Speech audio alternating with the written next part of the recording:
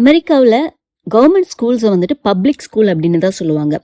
Mostly பார்த்தோம் அப்படின்னா public schools தான் எல்லாருமே யூஸ் பண்ணுவாங்க. கொஞ்சம் ரேரா தான் வந்து பிரைவேட் ஸ்கூல்ஸ் இருக்கும், அந்த பிரைவேட் ஸ்கூல்ஸ் யூஸ் பண்ணுவாங்க. பப்ளிக் ஸ்கூல்லையே கல்வித்தரம் பிரைவேட்டுக்கு ஈக்குவலாவே இருக்கும், ரொம்ப நல்லாவே இருக்கும். நம்ம ஊர்ல வந்து ஃபர்ஸ்ட் கிளாஸ் செகண்ட் கிளாஸ் அப்படின்னு சொல்றோம். First grade, second grade, third grade அந்த மாதிரி தான் இங்க சொல்றாங்க. ஸோ இங்க வந்து ஸ்கூல்ஸை மூணா பிரிக்கிறாங்க. அதாவது elementary school, middle school, high school அப்படின்னு. எலிமெண்டரி ஸ்கூல் அப்படின்னா கேஜில இருந்து 5th கிரேட் வரைக்கும், மிடில் ஸ்கூல் அப்படின்னா 6th இருந்து 8th கிரேட் வரைக்கும், ஹை ஸ்கூல் அப்படின்னா 9th இருந்து 12th கிரேட் வரைக்கும் இருக்கும். நம்ம ஊர்ல வந்து மோர் தென் 1 கிளாஸஸ் இருந்தது அப்படின்னா A section, B section, C section அந்த மாதிரி சொல்றோம் இல்லையா, அதே மாதிரி இங்கேயும் கிரேட்ஸ் வந்துட்டு பிரிப்பாங்க. நிறைய ஸ்டூடெண்ட்ஸ் இருந்தாங்கன்னா வேற வேற கிளாஸ்ல போடுவாங்க. பட் நம்மளது மாதிரி ஏ செக்ஷன், பி செக்ஷன் அந்த மாதிரி சொல்லாம அந்த மிஸ்ஸோடைய நேம் சொல்லுவாங்க. அவங்களுடைய கிளாஸ், இவங்களுடைய கிளாஸ் அந்த மாதிரி மிஸ்ஸோடைய நேம் மட்டும் சொல்லுவாங்க. மோர் தென் 1 கிளாஸ் ஒரு கிரேட்ல இருக்கும் பொழுது அந்த கிரேடோடைய ஆரம்பத்துல இருக்கிற அந்த சுவர்ல வந்து அந்த மாசம் இல்லைன்னா அந்த வாரத்துல அந்த குழந்தைகள் பண்ண ஏதாவது ஒரு ப்ராஜெக்ட் இல்லைன்னா ஏதாவது ஒரு